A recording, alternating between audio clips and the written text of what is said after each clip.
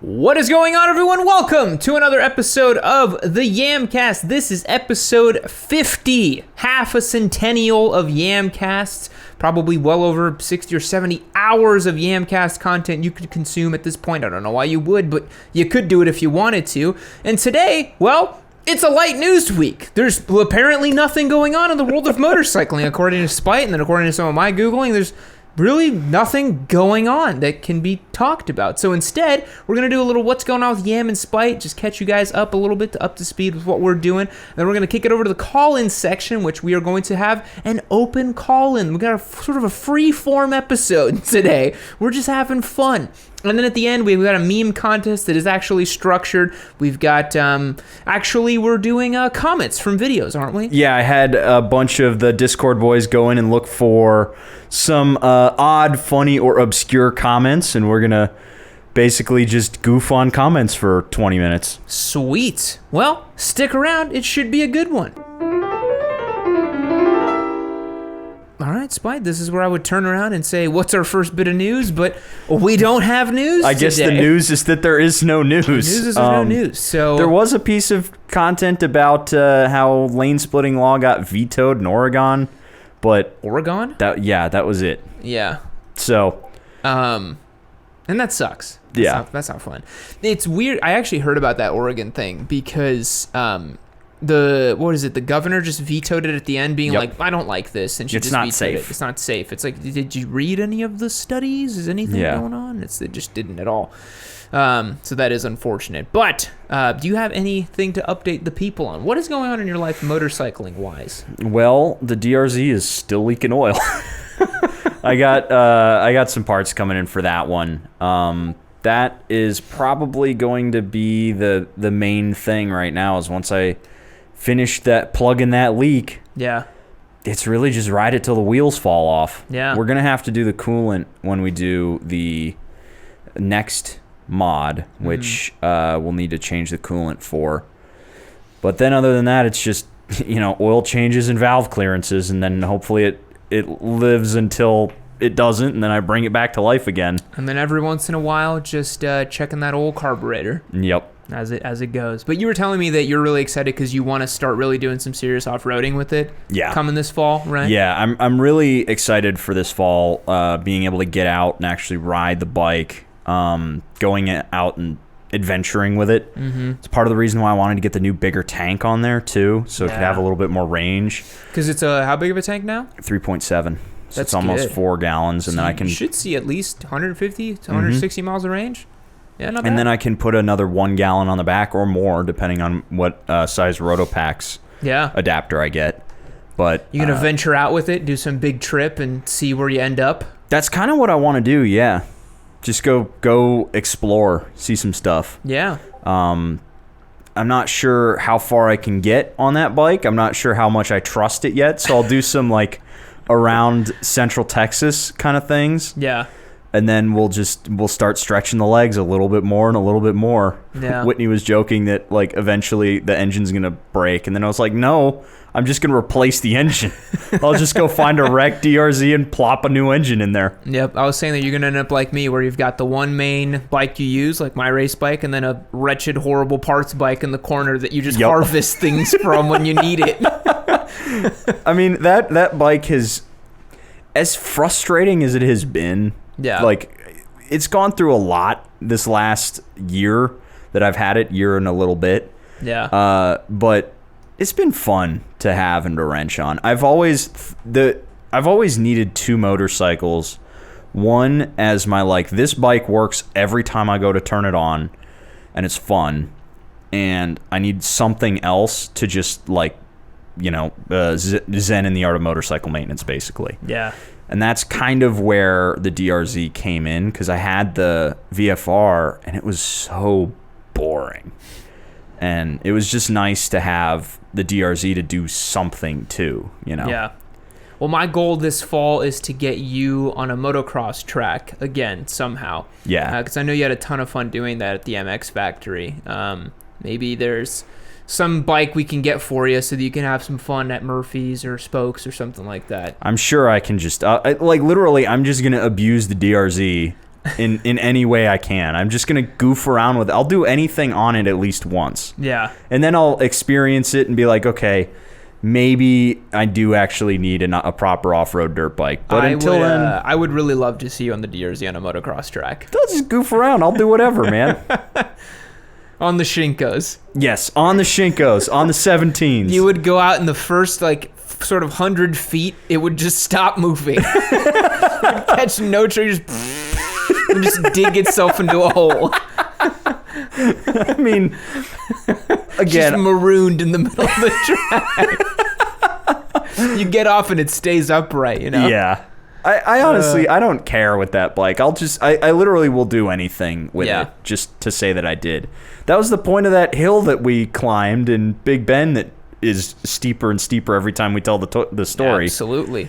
Both you and I looked at that hill and we were like, and then we're like, fuck it, just go. And we just went. Yep. You went first and I saw you lip it and catch air at the end. And I was like, I'm about to do that on a 450-pound bike. I was like, oh, man. That was dicey. But what was dicier, I would say, was the descent we did after it. Yep. Which I was like, oh, man. There were some really deep ruts in the middle of the descent. And it was so steep. Do you remember how steep it was? Yeah. God. I would love to go back there with the WR, though. Yeah. I feel like everything would be just a cakewalk. You'd like, basically just annihilate everything on the WR. I went with the WR to a little spot here near Austin. It's in Bastrop, where there's like this underdeveloped neighborhood with all these trails. Remember I showed you the photos? Yeah. That place is amazing. You got to take your DRZ there. But yeah, I was just laughing and having the time of my life being like, I'm invincible on this bike. Mm-hmm. I've been practicing with a 450-pound Ducati for 2 years. Now I'm on a 300-pound Yamaha. Like, this is a joke. I was sending off jumps. Did you see? I think I sent you the photo of me doing that water crossing where it was up to my belly button. I was like, this is fine. Who cares? Yeah, it's awesome when you got a bike that you're confident in and you can just rail around like that. Yeah. So I'm hoping the DRZ turns into that for you. I think it will. I mean, it's just gotta stop leaking fluid. I feel like you're gonna have to just accept the fact that it leaks a little bit at some point. But it only holds 1.9 quarts of oil. Somehow it keeps coming out. So there was one time I was riding it around. This was before we started fixing it up. It was just me riding it around. And I didn't have the carburetor seated all the way on. Mm-hmm. And I had this one big backfire when I was trying to start it up. And it actually popped the carb off the boot. And I was sitting there, I was at a post office, and I was like, how am I going to get this carburetor back on the intake boot so I can get home? Yeah. That was an interesting experience. But then I realized that I could actually push the carb quite far onto that boot, and now it's like mega seated on there. It's not coming off. So nice. I am really looking forward, as we do more and more molestation to the Gixxer 250. Mm-hmm. I'm really looking forward to when we get the proper scrambler tires on it, because as we measured today, which you people may not believe, but the Gixxer 250, as it sits right now, has 9 inches of ground clearance. It's unbelievable. 9 inches of ground clearance. It's incredible. So we're going to put a skid plate on it and then probably get it about 8.5 inches, 8 inches ground clearance, which is like adventure bike territory, which is crazy. Oh, absolutely. And I feel like with its dumb little engine where you can just wail on it all day long, it'll just billy goat up anything, I feel. You know? I'm really interested to see if we could line it up somehow. It would be awesome to do like a gigantic adventure trip with the Gixxer 250 and the DRZ. Oh, I'm sure we can. Yeah. Tackle some real off-road. Go up into like Arkansas or something like that, into the mountains. That would be good. Escape the heat a little bit. Yeah. As opposed to going down to Big Bend for the 4th of July like we did last year. Yeah. What we could do as well is there's so much amazing stuff in Colorado and Utah and that kind of area. We could plan a massive trip through all that stuff. Someone's on a carbureted motorcycle. Just adjust your carbs, bro. To be honest, all I would need to do is change the fueling on it. Yeah. I have 2 screws on the side of the bike, so. truth be told, I'm partially inspired now because Rocky Mountain ATV put out a video where they did 1,000 miles on $1,000 motorcycles. They did this giant adventure trip, like 6 or 7 guys on a bunch of bikes that all cost $1,000, and it looked like a riot. There was a guy on like a 1982 4-sill Suzuki, like sending it up these rock climbs and stuff, and I was like, anything's possible. You know? Maybe we should just do the tat on both these bikes. Oh man. The whole tat. The whole tat. Jesus Why not? Christ. Well, that'll be like the Gixxer's first service right there. The real question is, with the Gixxer's exhaust the way it is right now, it is in sort of more mortal danger than it ever has been before. You know? Now it truly is like, all right, you guys are, let's see what happens here. But I think if we put a power commander on it, it'll help. But do they even have fitment for Gixxer 250? They do. There's a Gixxer 250 power commander. All right, here we go. Yep. We'll try to richen it out a little bit because it's... So, for you folks at home who are going to watch this video eventually, basically what I did was I just chopped the exhaust off at the header. So right before it routed underneath the frame rails, I just chopped it right there. So it's just dumping out of the port, just straight down. I love how the right-hand side is just dumping right onto the oil filter. Yep. Let's just see what happens. It's going to be great. Yeah. It's no way this could go wrong. Nope. So yeah, doing the Gixxer on the tat would be interesting. Yeah, to say the least. It would surely survive. Oh, sure. It's got 400 miles on the clock. Mm-hmm. It's amazing. You know? It looks like it's got 400,000. I think it should use a good clean. Then it'll be fine. It's gonna look really wretched with this new handlebar and headlight setup for sure. Mm-hmm. I'm really tempted to run no headlight now. When am I ever gonna ride that thing at night? When? You're just never gonna get it inspected ever again? No, are you kidding me? Of course not. You see the exhaust the way it is? I cut the O2 sensor. Snipped it right off. I don't give a oh man, that poor little bike. Yeah, I think it because now that I think about it, for what we use it for, which is wheeling it out to make videos with it, we never film at night. No. When the hell would I ever be out on the Gixxer at night? I'll just take an Uber wherever I am. I'll just leave it. I'll just leave it, right? If for whatever, let's say like we ended up filming super late or something, and something happened where I had to ride it back home at night, I was like, fuck it, I'm gonna get an Uber. I would leave it right there. No one's gonna steal it. Who's gonna take it? Just leave it with the key in and see what happens. We put one of those like motion sensing cameras they use for like wildlife and stuff, just to leave it on the Gixxer, and they're like, people come up and they're like, you know, everyone's just like coming up and like, no, it's not worth it. It's not worth it. No. Yeah. Yeah, I'm gonna run it no headlight now. Mostly because I'm lazy and I'm annoyed with the headlight assembly that's happening with it right now. But I think it'll look really dramatic in videos, just like no headlight, you know, like. It's definitely going to look even jankier without a headlight. The point isn't to be the jankiest bike possible, right? That is the goal, the explicit purpose of the Gixxer. I mean, at that point, we've basically taken a perfectly well-to-do little motorcycle and ruined it. Yeah, basically. I will say we do need to put brake fluid in it and make sure it stops. Well, you mean you don't want to just try and pump air? Honestly, you know what? Honestly, I wouldn't be opposed to just using rear brake on that bike and just flat track style and no front brake. It'll stop. Like, who gives a It's fine.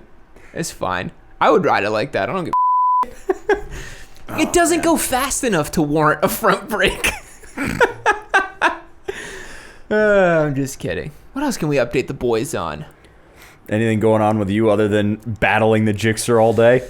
Well, the WR's received a bunch of flashy, fun mods. That's become a personal bike at this point. So it's been fun doing a bunch of stuff to it, not really worrying about making videos with it, you know? Mm-hmm. So it's got the new Dunlop D606s on it. I put the Bark Busters, a new handlebar. I still need to fix that brake lever. It's pointing to the sky, so need to adjust that a little bit. Skid plate. I've got the mirror deletes. So a bunch of really cool stuff on the WR, and I'm just really excited to spend more time with that bike, honestly. It was cool taking it out for its first real shakedown test on a big dual sport ride and being like, okay, you know, needs new foot pegs, new tires, need to adjust some things here and there, just like settling in to make the motorcycle more mine, you know? The thing I'm most excited about is that seat concept seat. I'm really excited about that. Actually get some good comfort on a longer ride with it. But I do want to test those knobbies and see how they work on anything above 60-ish miles per hour, because I do want to still go a little faster to get to where I'm trying to go. I got to imagine there's going to be some serious chatter. Those are some knobby tires. Yeah. They are described as 10% on-road, 90% off-road, which I don't know why I bought them, honestly. Yeah. Everyone on the WR forum said they were good, so I was like, fuck it, I'll get those. If everybody on the WR forums told you to jump off a bridge, I would do it. They'd be like, that's where the good trails are. Jump. Logan's got a cool idea here on stream. He says, give it to Chase on two wheels for a wreck bike rebuild. Man, that poor guy. He's struggling really hard with the CBRs right now, so I don't think he needs any more wrecked bikes. And my Gixxer's not wrecked. It runs and rides perfectly fine. It did. We haven't tested it yet. That's true. Yeah, so one of the things about the Gixxer that we had to do is we had to actually push the forks through the triple tree like 1.5 inches to make it work with the new handlebars. So effectively the front of the bike went up about 1.5 inches. So the geometry is extremely different on that motorcycle now, and we need to see if it still works and what will feel like. Because to your point, looking at it from the side, I'm like, that's a rake on that bike, huh? Like, why does it look like that? That's weird. Literally, we kind of almost, any taller and it would be like a chopper. Yeah, that's true. I'm still flabbergasted that the handlebars and everything else just worked on it. It all just worked. Sort of. We had to drill out some stuff. And we had to use an old brake line that was sitting around, but that's fine. Whack it with a hammer. That's fine. We made it work. That was kind of the point. Yep.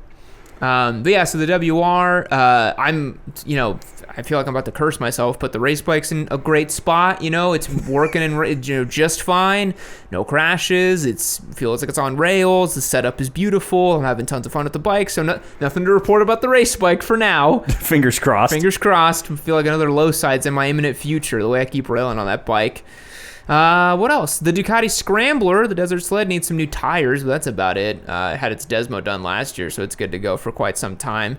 And then there's the Busa, which is doing Busa things right now. It's doing Busa things. We cannot discuss what the Busa's doing, but it's doing Busa things. And some non-Busa things as well that I have to call someone about, but that's fine. Or is it even more Busa things that it's doing that you have to call someone about? That is true, yeah. Yeah, there's a certain shop in Houston that I have to call about the Busa now. I feel like at this stage of the game, half of my bikes are so unique and like bespoke and tuned to do a certain thing that I have to talk to like very specific people to do stuff to them, Like, I can't just take my race bike to a dealership and be like, hey, I need this one thing fixed on it. It's like, it's a very specific setup. The Hayabusa as well now, too. And then I feel like the Gixxer's slowly turning that way too. Like, we were calling up TJ's earlier today being like, I need a 40-inch brake line for a Gixxer 250. They're like, go fuck yourself. We don't have any brake lines. It's not for people like you. I still feel like they had a brake line. They had brake lines. They didn't want to sell them to me. They for sure had brake lines. They just didn't want to sell them to me. So that's unfortunate. But I would say that's kind of all that's going on with me for motorcycling stuff. I'm trying to think of what else. I mean, we've got our new expert bike chilling in the garage right now. Yeah, that's going to be thrilling. You guys are going to see that on when this goes live, like a week after. So there's some time for that. We've also got the Brutale 800 in the garage right now too. The Dragster which RC. is a wild-looking motorcycle. Crazy! I can't wait to make a video of that bike and just get all these beautiful B-roll shots and show everyone everything. I haven't spent any time on that bike either, so really want to take those out for a ride this weekend. Both the new expert bike and the MV. What are you most excited about right now? What's for things we got going on in the shop? What am I most excited about? To be honest, I'm most excited about the next modern classic, because I think the next modern classic is gonna have some. There's a handful of great bikes in contention there that are right up my alley. Yeah. Like, don't get me wrong, I love the Rebel 1100. I love it to bits. It's a great motorcycle, ton of fun, really torquey. I was riding it the other day. For a video that was coming out next week. The this week when you guys watch this. It's the first time I've ridden it since I did my living with. And I hopped on it and I was reminded suddenly how torquey it was. It's crazy torquey. It's awesome. It's got good torque. Yeah. And it snaps really nicely. You know, it's direct power right on. But what do we have in contention for the modern class? We got a Lowrider S, right? Indian Chief. Yep. What was the third one? Did we have another one? I think it was maybe some one of the like Triumph cruisers or something like that. Oh yeah, the Bobber, the Speedmaster. To be honest, it's really between the Lowrider S and the Chief. Either one of those bikes is going to be great. To be honest, I'm super excited about both of them. People speak very highly about the Lowrider S. We see it all the time. They're like, you need to ride the real Harley, quote unquote. I'm like, okay. At that point, there is no other real Harley. No, after we do the Lowrider S, I'm like, I don't want to hear it. I don't want to hear about how I haven't ridden a real Harley. I've ridden a Dyna. No, but you got to ride a 2005 XXR. It was the greatest frame ever. You've never ridden a CVO. You don't know a real Harley. Even Josh got to ride a Street Glide in Georgia. I don't want to hear it after we do Lowrider S. If we do Lowrider S, I've ridden a real Harley. Yep. Yeah. So that would be cool. Some people here on stream talking about scooter content. We could just get like a crappy little Bergman and goof around with it. I would love to get a crappy little scooter just to see how it compares to the Gixxer 250 because we call it a scooter all the time. Yep. There's a video coming out when you guys watch this later this week. That's coming out tomorrow, actually. So it'll already have come out. The 250cc video. Yes, that's tomorrow. The fact that the WR250 super skywalked the Gixxer 250 tells you all you need to know about the Gixxer 250. Yes. The fact that a dual sport motorcycle, not made for acceleration, not made for anything like that, just obliterated by like 7 bike lengths up to 80. Yep. Pathetic.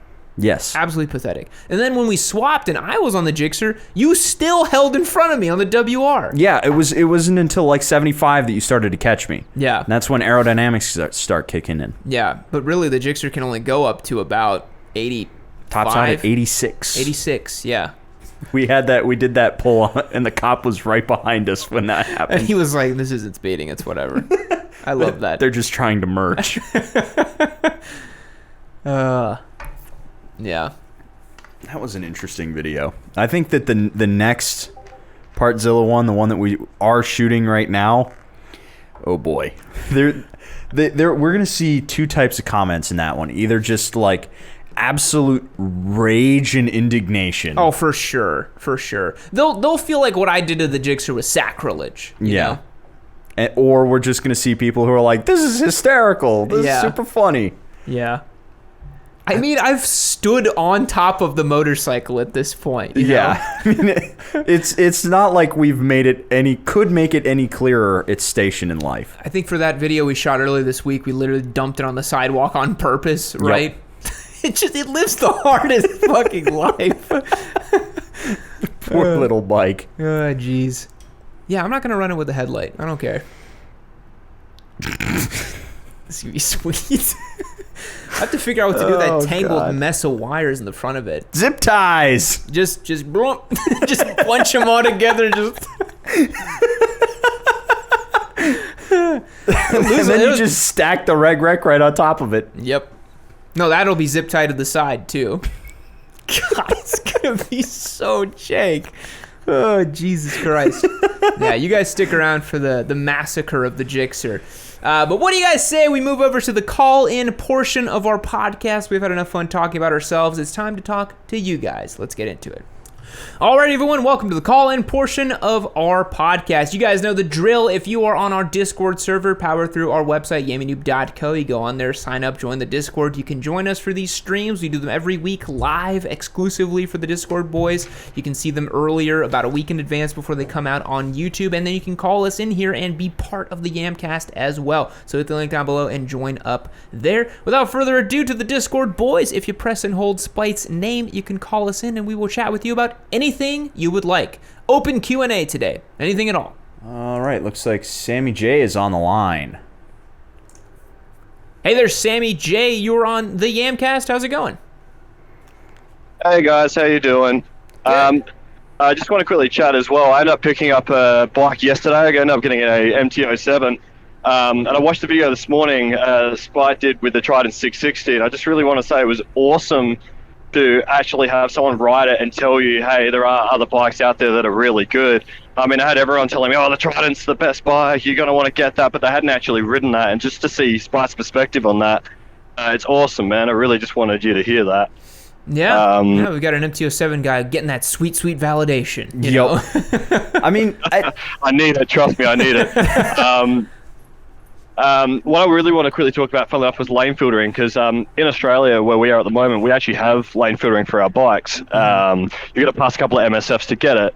It's a little ironic, though, because here we don't have very big roads. It's not like the US or Europe where they got wider roads. We had a road expert come in, and they said, oh, you could save a lot of lives by expanding the size of the roads. And our government kind of went, nah, let's just raise the fines by, 8 times. But then they went, but you guys can have lane filtering. And it just boggles my mind that, like, the decisions. But a lot of the guys we see here that lane filter, they do it within the parameters like they're supposed to, the speed limits, because I think a lot of us just don't want to lose it. It's such a useful thing for us here. Yeah, how do you guys feel about that? Yeah, for us, I think it's so stupid here in Texas. We get the comment all the time where our lanes are so wide and so well maintained usually. It's like there's literally no reason not to be able to filter here in Texas specifically. So much so that you and I, Spike, do it all the time. I will admit to it when it's hot, and I will usually filter up to the red light anyways. Yeah, I'm mostly, I do it 9 times out of 10 when I know I'm not going to make the first signal, or like I'm going to sit there for a couple of cycles and I don't just want to turn my motorcycle off. Yeah. I'll just run up to the front. 9 times out of 10, nobody bothers me. They just let me go right up. I've even had cars let me through. Yeah. You know what that might be is here in Austin, we got a lot of people from California. Maybe they just do it instinctively when bikes are coming through because California is legal. Yeah. But I had a lady wave to me the other day because I moved my mirrors in to let her get through, and she's like, no, it's okay, I get it. But I mean, we still need a lot of education to tell other drivers, because we've got laws here that'll say if you swerve in the way of a bike to stop them from doing that, that road mentality thing, you get charged for it. But it's, I find a lot of motorists, they don't really care because, they know they're not going to see that bike again, because it's just going to take off at the lights and see you later. It's not like merging in front or whatnot. So, yeah, I've said a lot of positive with that. If I could ask another thing as well, I just want your opinion. I touched briefly on it last week. One of the girls that bought my bike, she'd had a crash recently. It wasn't her fault at all and whatnot. I just wanted your any advice you can give her on just learning to ride again, because I think there may have been still a little bit of hesitation or fear, but just any advice you'd have for her. Yeah, I would say, especially for a crash that wasn't your fault, it can be very easy to fall into the mindset of like, damn, like, do I really want to do this? This is like dangerous, et cetera, et cetera. But if it's something that is really within you and you really want to do, however long it takes, you got to approach it with confidence. I mean, confidence and just kind of a positive attitude with motorcycling is the biggest thing, right? When you jump aboard the machine and you say, no, I'm going to ride it confidently, I'm going to ride it effectively, I'm going to ride it correctly, that's already half the battle right there. I mean, you and I have seen these off-road riding, right? Where like, if you just believe you can make it up something, you will probably make it up it. So I would just tell her that. It's like, just tell yourself and believe in yourself that it'll be okay and you can ride again. And it's something you know how to do. Because you had an accident that wasn't your fault, right? Mm-hmm. Yeah. Yeah, and the whole time I was off the bike, I was just like, man, I need to get back on a motorcycle. Yeah. So, like, I started itching. I was like, I got to get back on a bike, because what happened in the first, 6 months of me riding. Yeah. And that was, it was the first motorcycle I'd ever owned. I was super excited about it. I had done my own mods. I'd gotten the bike all set up. And then, boom, totaled. So I needed to get I needed to get on another motorcycle, and it got to the point where my girlfriend was like, just go get another bike. Please just go get another bike. And I think maybe if she's struggling, maybe just like riding off road or riding on a track or something like that could help. Yeah. Somewhere without traffic or something. No worries. Yeah, well, hopefully she is. I mean, I'm sure she's going to watch it anyway. I'm going to send it to her anyway. But look, really, thanks for your time, guys. We're just currently driving in the Outback at the moment, so listening to the podcast, there's nothing, we're out the sticks, me and Brad, another Discord boy, having a listen. So, thanks for that, guys. We'll keep listening on and let someone else open up the lines. Yeah, well, thanks for calling, man. I appreciate it. No worries. Thanks, guys. See ya. See ya. Alrighty, next up I have Hatchie. Okay. I have a Hatchie. Oh, are we muted? Oh, there we go. I have a Hatchie. You were on the Yamcast. How's it going? Hey, how's it going? What can we do for you today? It's an open Q&A or whatever you want to talk about. So I got a question for first-time rider. I bought a SV650 off your recommendation. Nice. Another Attrition accolade of Josh. Yep. But so I was wondering, first-time rider, I'm enjoying the bike. It handles nice, but should you get it re-sprung for your weight? Like, I'm a good 195 naked and probably a good, 200 with gear on. If you're around that weight, that spring on the SV is probably going to work for you. Most stock spring, it's on stock suspension, I assume? Yeah. Okay, yeah, most stock rear shocks from the factory are sprung for riders between the weight of like 170 and 190 pounds or so. Some Japanese bikes spring them for like 160, but it's usually around 170 to 190 because it's sort of like a more of a global average kind of number. So you're right within the ballpark. So I would say just set the preload for the spring and then you should be good to go. You've never, although you're bigger, you've never got a bike resprung, right? Nope. I've had the guys at the Kyle store tell me that I need to get a new rear shock for my bike, but I honestly am riding mine on the stock suspension setup. Everything bone stock, no preload adjustment, no clicks of anything dialed in. Completely bone stock from the factory, and it handles beautifully. But it could be better. It could be better, but I'm also like, I don't know how it could be better. I guess that's true. You don't push that bike in the super hard kind of way to know like that you want it to be better. If it works for you, then it works for you. I mean, like for the street riding that I typically do on that motorcycle, like if I was taking it to a track constantly, like a kart track where I'm, completely compressing the front end and skidding the rear end around, sure, maybe I'd need to change it around. But like side to side, it handles beautifully and it doesn't buckle and shimmy under my weight. I adore the way my suspension is set up, and I probably won't change it, honestly. Well, All right, that sounds good. Right on. Well, I got a comment on the lane splitting, too. I'm from California. It just comes natural. I mean, every stoplight, you just roll up to the front. Whenever traffic's going slow, you just go in between them. It's just how it is. People just move out of the way for you. It's real nice. Yeah, I wish we had that here. As the other caller said, sometimes people merge into you when you're trying to filter here, which is annoying. Yeah, it's a huge time saver. It's a bummer because I feel like if we had more motorcyclists on the road, we could maybe make it happen to where people are like, we just need to keep filtering. Because honestly, if you were to drive here in Austin, Texas, in a given day, like on a Wednesday, for example, right? You would maybe see like 2 or 3 bikes. You don't see that many motorcycles. You see more of them on weekends and in certain places, but you don't see them out and about everywhere. So maybe that's why, but I don't know.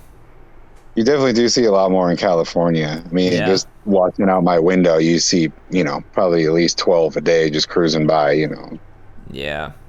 Y'all have those beautiful roads out there. Yep. Good weather. Strength in numbers, though. I like it. Yeah. All right, man. Well, thank you for the call. I appreciate it. All right. Thanks, guys. Alrighty, moving on. We've got Honda Yamada. Hohana Yamada.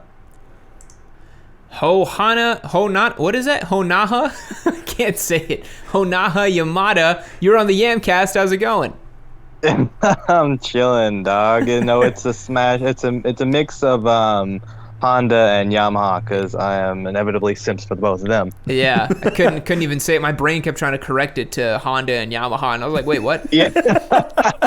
I usually pronounce it Hana or Hanaha Yamada is how I pronounce It's so it. hard to say.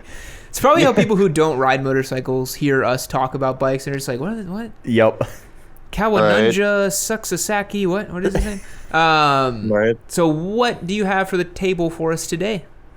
I actually have a few things. One question I wanted to talk about was aftermarket braking systems because I was the guy last week that called that had a 1985 Honda Sabre. Yeah, I and remember. the brakes are kind of garbage. I mean, I did take the brakes apart a little bit, and one of the pistons isn't quite properly working, and I was gonna see like if y'all knew any good aftermarket braking systems, or should I just rebuild the calipers, rebuild the master cylinder, and call it a day, and put some better cables on it and whatnot. So, weirdly enough, Ari Henning over at Revzilla put out a great video about braking systems, which I think would answer all of your questions. But I guess to summarize that video and also my opinion on it, like you were saying, I think looking at your stock braking setup and making sure it all just works correctly, and then seeing if you need to, futz around with improving the braking performance.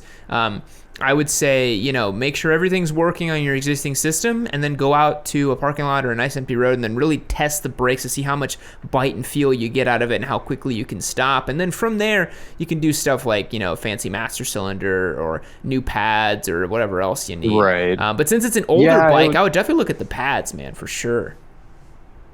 Yeah, I've done the whole brake fluid flush. I've done a couple things to it, and I actually saw Ari's video. Oh, nice. An hour after it came out. I'm kind of on top of those things, but yeah, I'm just like kind of curious because also I wanted to like put ABS on it eventually because weird. I want to put ABS on a. Spite's shaking his head at you for putting ABS on the bike. Yeah, it's way harder than you'd think. Yeah, because you got to get a module, got to do all that. That sounds tough. Yeah, it sounds a little difficult, but it's just something that I was thinking about. But honestly, just making the brakes better, because you can pull the lever all the way to the handlebar if you try. But a good feel is like I want to be able to put 2 fingers on there and call it a day. Yeah. One of the most common bike brake systems that I've seen swapped onto a ton of bikes is the good old SV650 setup. I've seen it go on Harleys. I've seen it go on old bikes like CB750s. Apparently, you can just bolt those Tokikos up to just about anything. So hot damn. Yeah, so I bet you someone has figured out how to put SV650 Tokiko calipers on a Sabre. You know what it probably is? It's probably because those Tokikos aren't radially mounted and the bolt pattern is probably so ubiquitous. Yep. And then the perch is probably a 7/8. Yep. So it's just like, yeah, that'll fit basically any bike, Mm-hmm. I would definitely look into that. And there's actually one bike I was curious if you've heard about, Yam, which is the Honda NM4. Because this guy's always got bikes that I've never heard about. Like, you haven't heard of the NM4? I haven't heard of the NM4. No. Really? I remember way back you had posted a video and you said that you were a big fan of Akira, and the creators of the NM4 modeled it after something that looked like it came out of Akira. Oh, okay. Spite just pulled up a picture. I have seen this before. I couldn't remember the name of it, but I have seen this bike. Yeah. It 100% looks like an Akira bike. Yeah, I was thinking about getting one of those and making it into an electric bike, which would be pretty cool. But dude, I feel like if you keep on this train, are just gonna be one of those guys that has like 6 or 7 quirky, weird fucking bikes in the shop, and the people are just like, what the fuck are those? And you're like, they're all Hondas. Yeah, that's the goal, dog. I want some Hondas. I want some Yamahas. Give me a Yamaha Warrior or something like that. It'd be dope. Yeah. Well, But, I'm looking forward to seeing your. I haven't. You got that build with the Transverse V4 going, right? Do you have that bike or no?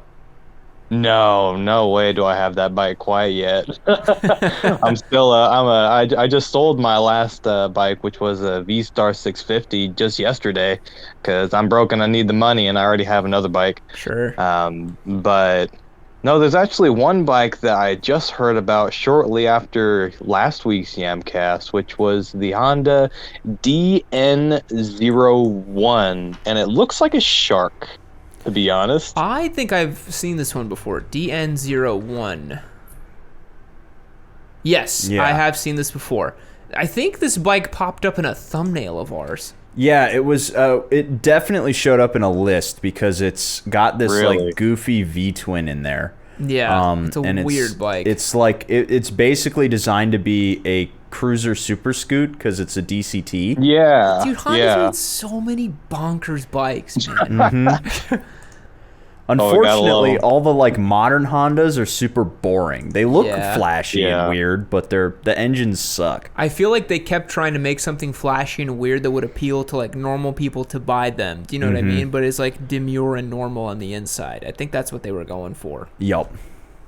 Yeah, honestly, if they make another V4 bike or even any interesting V twin bikes, that would be golden. They'd sell so many of those fuckers. Like I say this: Honda should make a new NR bike. They should make a new NR with the V4 Ooh. with the 5-valve. Make it open class. Make it like a fucking 1150cc, 1200cc V4. Like it doesn't matter. It's not supposed to be a super bike. It's not supposed to compete. Something kind of like Panigale's V4S or something like the 1100. yeah, And just do it. You know, Honda's got so much history of making bonkers race bikes. Just make something crazy again. You know, right. or like we always say, The VFR naked the bike. naked VFR. That's what we want. Dude, I'm so mad that we don't get the VFR 1200 over here. I would die for one of those things. So you actually can get older VFR 1200s. My buddy has one. It is a whale of a motorcycle. They're gigantic. Yeah. But they also make 170 horsepower. So, you know. Yeah, those things seems like So a lot much of fun, juice. and honestly, you can turn that thing into I want to build every fucking bike I get, but you can turn that into a naked bike, or you could even just like go across country willy nilly and do whatever the fuck you want with it. You can slap dirt tires on that thing and have fun if you want, but I would not do that on the VFR 1200, but you do you, man. Someone would. yeah, fuck yeah.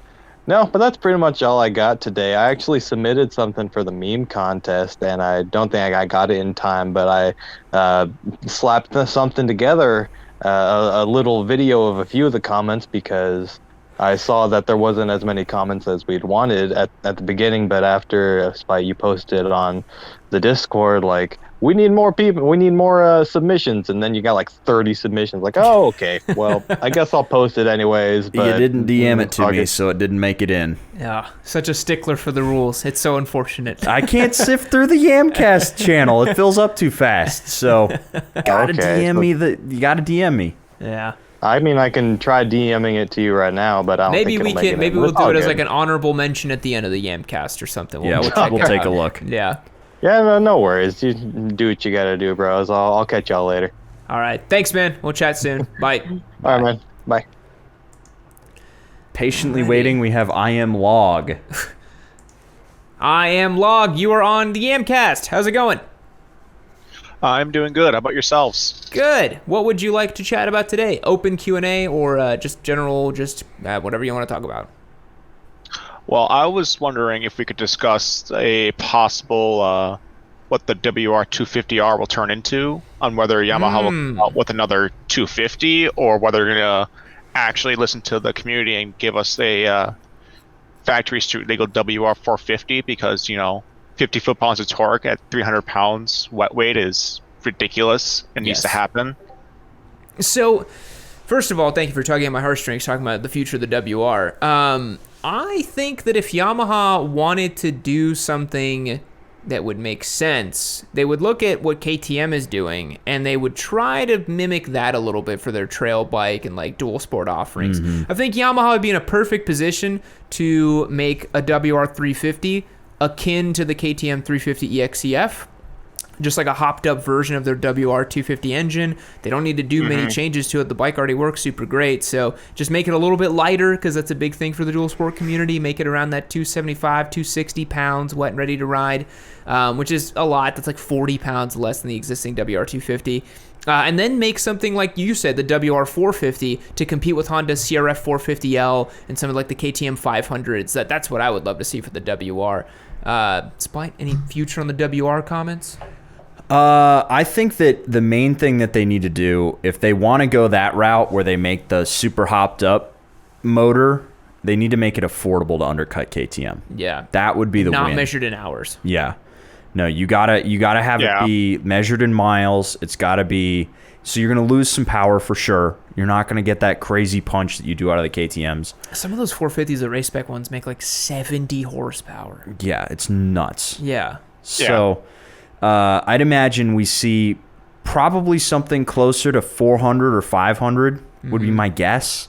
Something like a fuel injected DRZ 400 making like 45 horsepower. That would be rad. That would be awesome. Yeah. And I think it would still clobber all over the 450L from Honda. Yeah. Those are kind of absolutely meh. Those are, man, they're so expensive. Mm-hmm.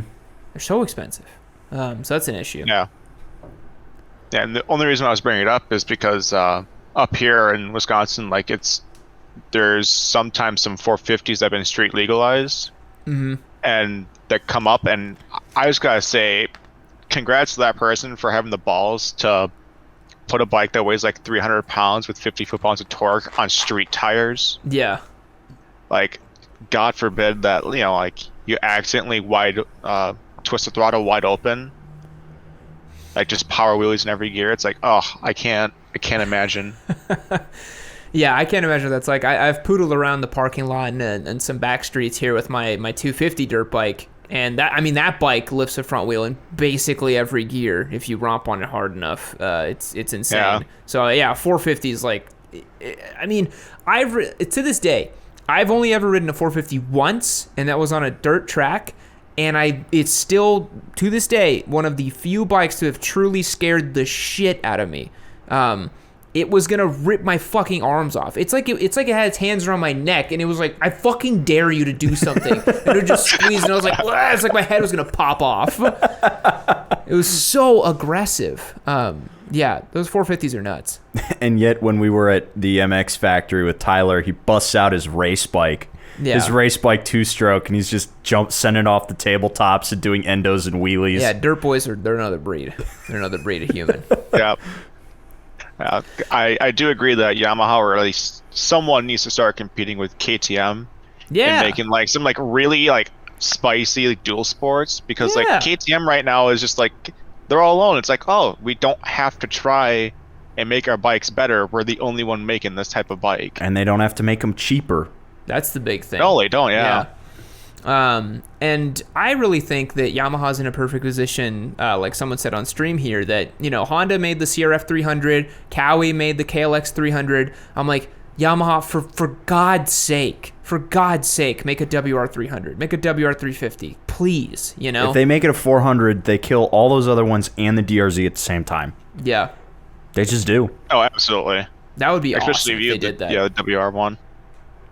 I wish they do that. They won't. They won't. No, they won't. They won't listen, and they'll do another 250, just redesigned. Another trail bike or something else, or some weird cross section of some trail niche that someone else has, because that's what KTM does. Speaking of new models, I'm not sure if you saw this. I posted it in the DRZ Boys channel. They've released the new 2021 or 2022 DRZ 400 SM, and the top line was that it was unchanged over the last year. All right. Oh, like, yeah. Meet the new boss, same as the old boss. God damn, dude. All right. Still carbureted. Fantastic. Still keeping up with the times. Yeah. I was still shocked that they made the new KLR 650, honestly, that Cowie even did that. But yeah, Suzuki is never, ever, ever, ever going to do anything with the DRZ. No. Ever. Never. Yeah. Yeah, so we'll see about this new WR, see about the dual sport market. But yeah, thanks for calling, I Am Log. We appreciate it. All right. Anytime. All right, see ya. Yeah. Alrighty, boys, we're going to wrap up the call-in portion of the podcast. Thank you so much for chiming in. We're now going to move over to the meme portion, which is our fun comments we got from the past week. Stick around. Alrighty, everybody, welcome to the meme contest. This week we asked our Discord boys to find us some silly or goofy comments that people left for us on YouTube. In case you didn't know, we get literally hundreds and hundreds and hundreds of YouTube comments every single day, so I actually do not read all of them, as crazy as that may sound to you. I do not see everything you guys post on YouTube because there's simply too much of it. If I would read all of it, I'd never get around to any of it. So we've asked our Discord boys to curate some of the finest selections for us. So Spike, kick us off. Yeah, so today we are going to be judging these on funniness of the comment, and I figured this could oscillate between, haha, look at, the Neanderthal, too. Yeah.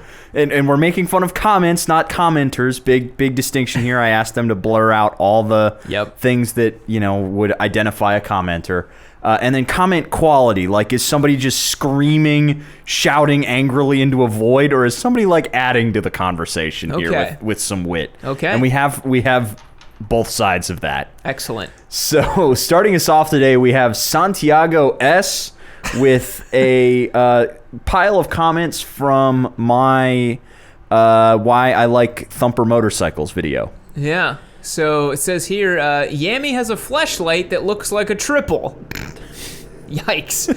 And then someone below says probably a 2-stroke fleshlight. And then someone says, I too am a fan of 3-hole gals.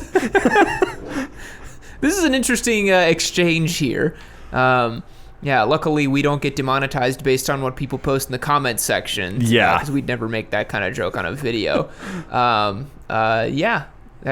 Do I have a fleshlight that looks like a triple? Maybe. I'm on my 5th Daytona at this point. Yeah. And 7th triple in the shop that has gone through because we've had... we've had the Street Triple. And the Trident. Yeah. I've technically bought 7 Triumph triple cylinder bikes. Got a problem, man. Alrighty, so funniness for this comment, or comment thread. Pretty good. What do you think, a 6? I think like a 6, yeah. Yeah. And comment quality here. Comment quality, I'm going to put this one middle of the road as a 5. Yeah, I feel like it just it doesn't add, doesn't detract. It's just kind of there. Yep. Next up, we've got Invader Hawk, we spoke to earlier, or we attempted to. With this one on my Why I Don't Like Sport Bikes. It just says, congratulations on Spike coming out during Pride Month. Did you say something in the video about you coming out or something like that? Or you're like, I'm out here? So the way I started the video was like, my name is Spite and I don't like sport bikes. Kind of like the AA thing. Yeah. And so that would be my guess as to what he's talking about there. That's funny. Yeah. So I got a good chuckle out of this. And I actually did see this when it was on the video. Yeah.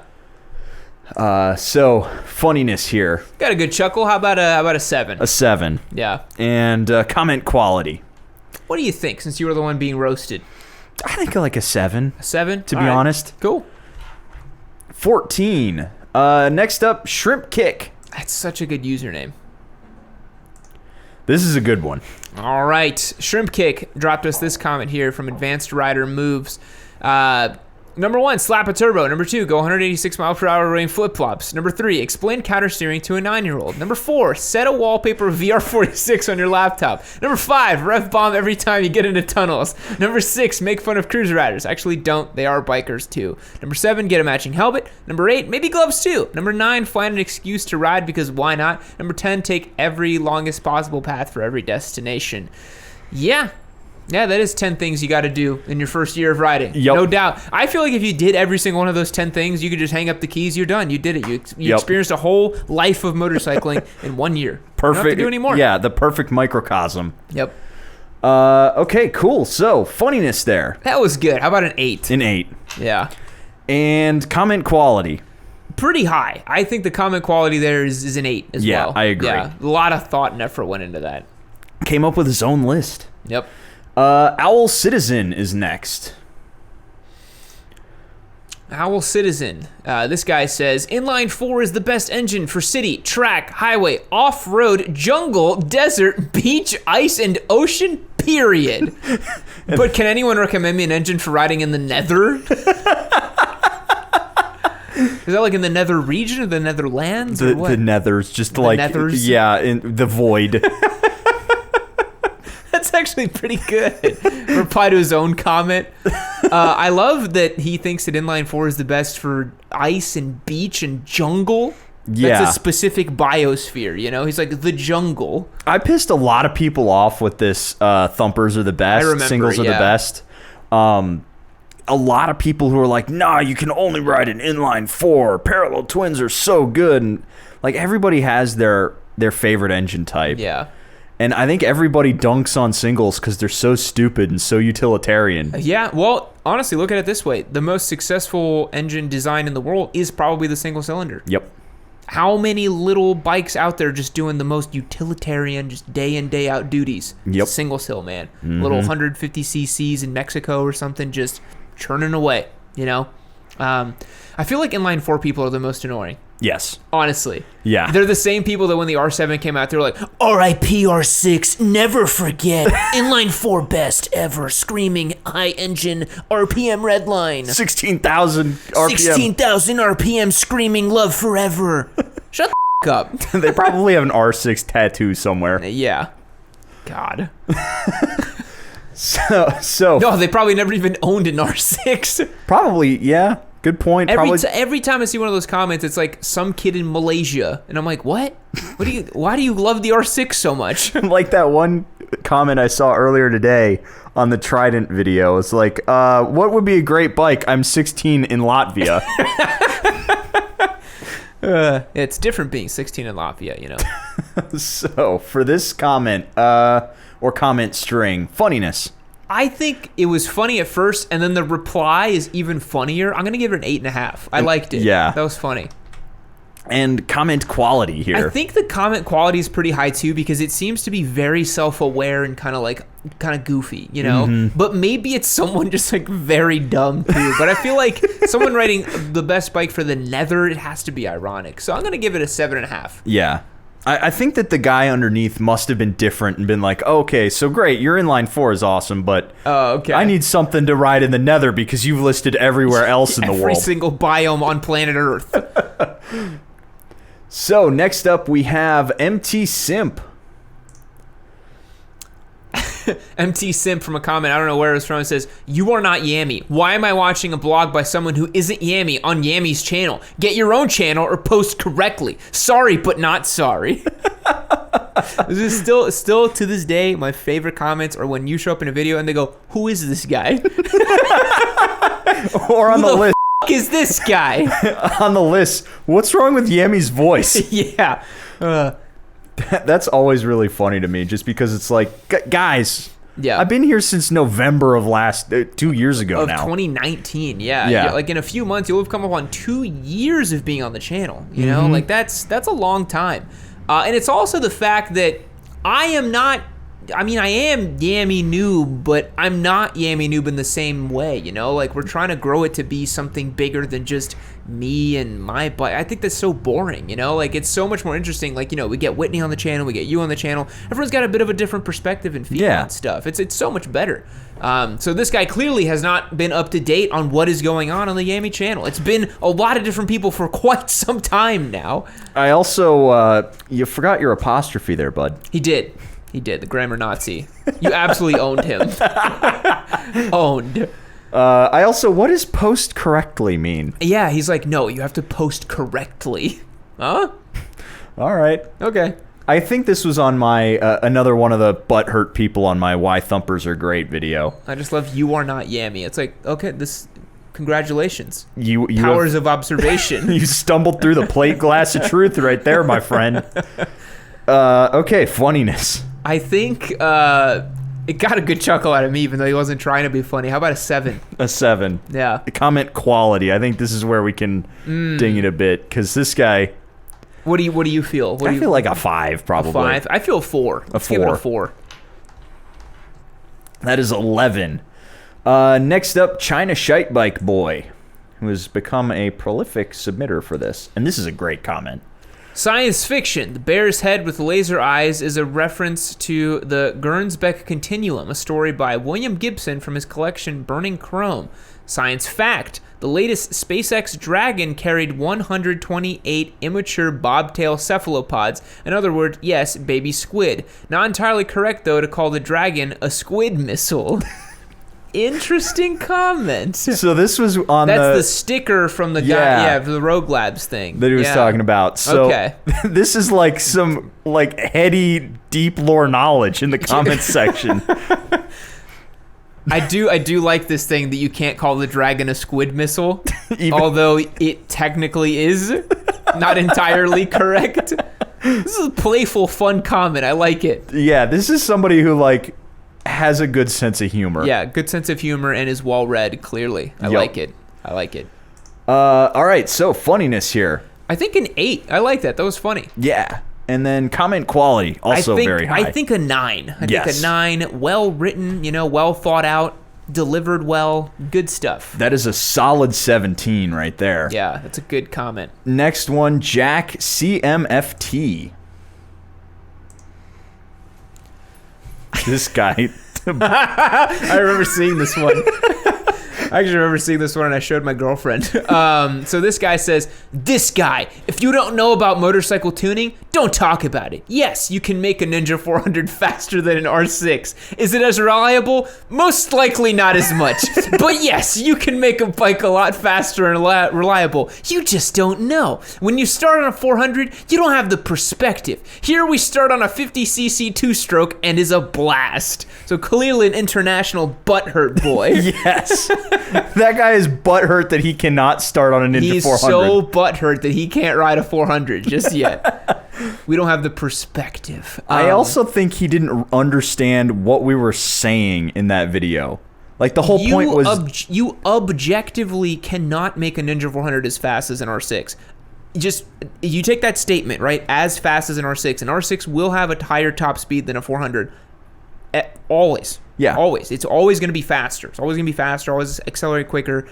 You cannot make a 400 as fast as an R6. No. Around a track with a skilled rider, sure, yeah, we can play that game, but yeah.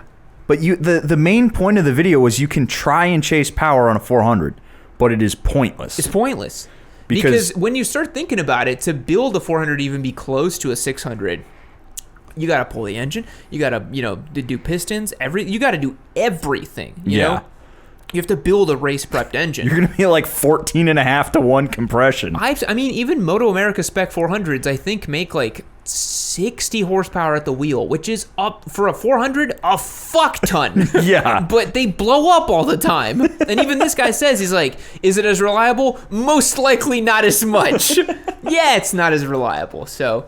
But again, that was what we were saying. That's the point. That's the point. So this guy got all butthurt for no reason. We agree. Yeah. I just love that. You just don't know. So, funniness for this one. I got a good chuckle out of it. How about a 6.5? A 6.5. Yeah. And for comment quality here. I don't know how to rate this one. I feel like it's pretty low. Yeah. It was written very stream of consciousness, I think a 4.5. I agree. So that is an 11 for Jack CMFT. Next up, we got Jay Naster. Or Jen Naster, rather. This was on your so I don't like sport bikes, or I don't like sport bikes, that's okay, right? And this just says Suzuki boys, so you've chosen death. I am a Suzuki boy. Yeah. Technically. I love that the dude that you rented the Jixis 1000 from was like, he was a real Suzuki boy. He was to the bone a Suzuki boy. Yeah. Wasn't the first thing he told you is that they had a K5 engine in it? Yeah, first thing he tells me about the bike is like, it's got the K5 in it. You can't make that up. It's so good. And he had an M4 slip-on. He had an M4 slip-on. God damn, dude. I mean, he even had the wobbly levers on there. Yep. He was a Suzuki guy. He was to the like bone. jacked in a super tight t-shirt. Yep.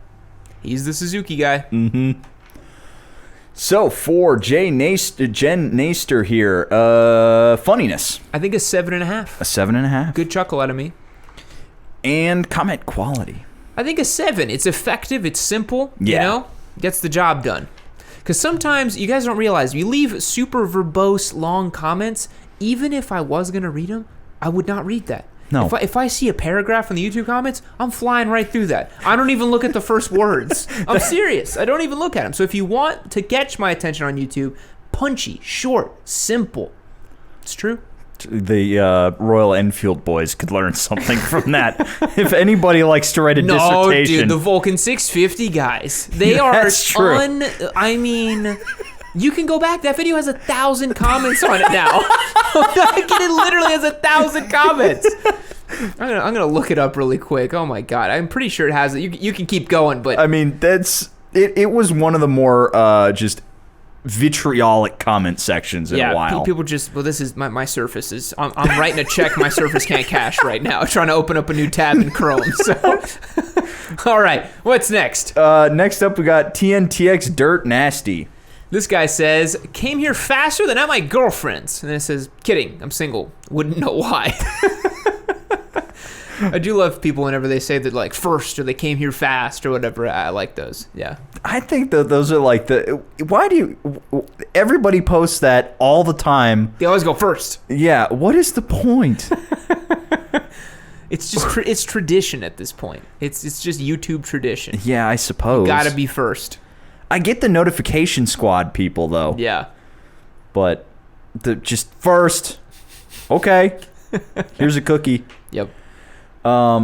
But in fact, they usually aren't first because I pinned the comment several days before. Yup. Yeah. And then people comment being like, how did you comment several days before? And it's like, we scheduled the posts in advance. It's very simple. So, for this one, funniness. I'm going to give this one like a 6.5. A 6.5. Yeah. Comment quality. A 6. A 6. Yeah. 12.5. Next up, Stanley 13.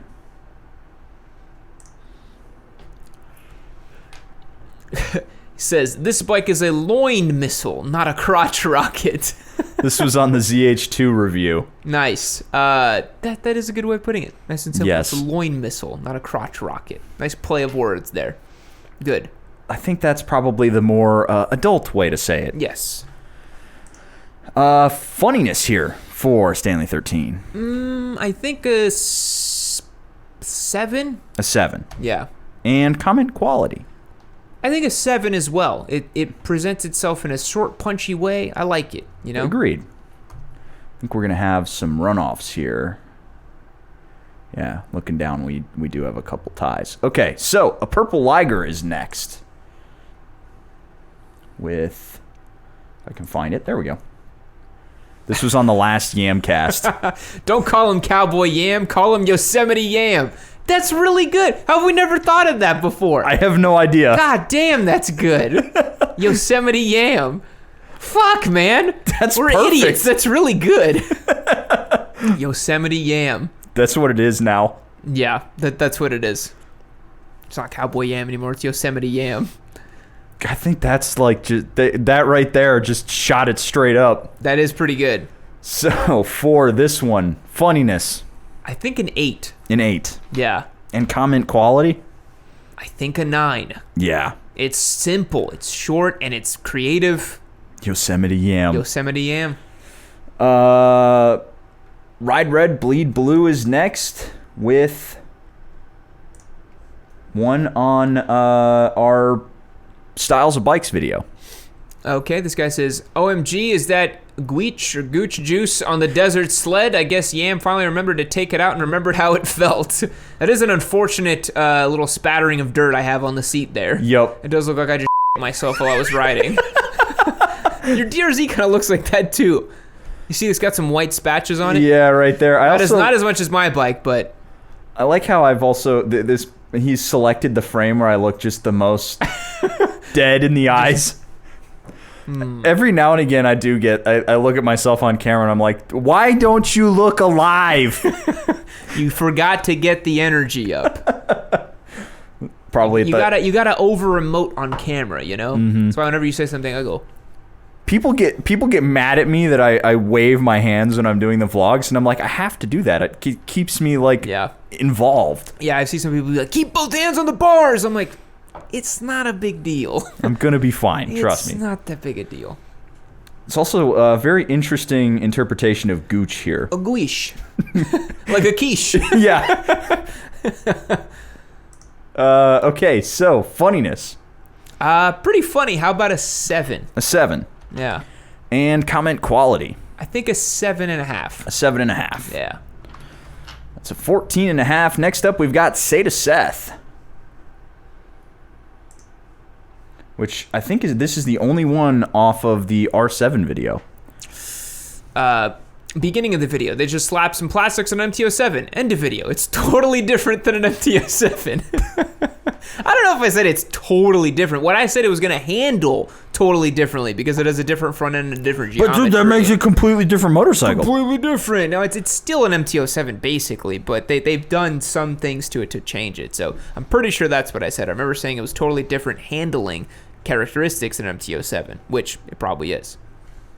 That's a bike I gotta buy. Yep. That has to be a giveaway bike. The hype on it is just unbelievable. Is it coming out this year? I think it is. I think in October they'll be ready. Damn. Yeah. So we could slot it either beginner or intermediate. I haven't decided yet. I feel like we could just do it as a beginner bike. If we said an MT-07 is a beginner bike, this might as well be a beginner bike too. Sure. It's like $9,000, makes 75 horsepower. It's basically an SV650. Yep. We say that the CBR 650R is a beginner bike. So The Trident. the Trident. Yeah. Okay, so for this one, funniness. Pretty funny. How about a 6? A 6. Yeah. And comment quality. A 5 because they misunderstood me. A 5. Last up, we've got Grem99. Grem 99, my Royal Enfield Classic 500 is a single and it weighs 412 pounds. Haha, I don't even care. It's still awesome. Also sounds amazing and it's super sexy looking. Royal Enfield people, man. Here's the thing, guys. Your motorcycle is always going to be the coolest and sexiest and flashiest bike ever to you. No one else gives a shit. No one cares. No one cares. Not even motorcyclists give a shit, okay? No one cares. I have to battle every time I go to a bike and I'd be like, hey, Spite, how's the dirt bike? It's not a dirt bike, guys. Come on. But I feel like so my understanding is that this person was like watching it and being like, yeah, I agree with you. My single's great. And then halfway through they realized that I was like, they sound kind of boring and tend to look a little ugly. Yeah, and he's like, it's super amazing and sounds awesome. It's like, no, it probably doesn't. not. So, funniness for this one. I'll let you rate this one. What do you think? Because Royal Enfield, boy, I think like a 4 out of 4. Give it a 4. Comment quality also. Give it another 4. Yup. Bottom of the barrel. Dumpster. All right, looks like for first place, it's between China Shite Bike Boy and a Purple Liger. Yes, it is. Dude, I thought we had a 17.5. It appears not. No, we did not. Okay, so a Purple Liger was Yosemite Yam. Yosemite Yam. And China Shite Bike Boy was this one. This particularly well-read one. Oh, that's interesting. Naming a character on the channel versus this, like, incredibly well-read thing. I think we can give it to this one. To China Shite Bike Boy? Yeah, I think that's first place. I agree. Yeah. So that'll be first, with second going to a Purple Liger. And then third place, it's a runoff for the 16s there? It is a runoff between the 16s, so Shrimp Kick and Owl Citizen. Shrimp Kick was this list that was here. A good one, yeah.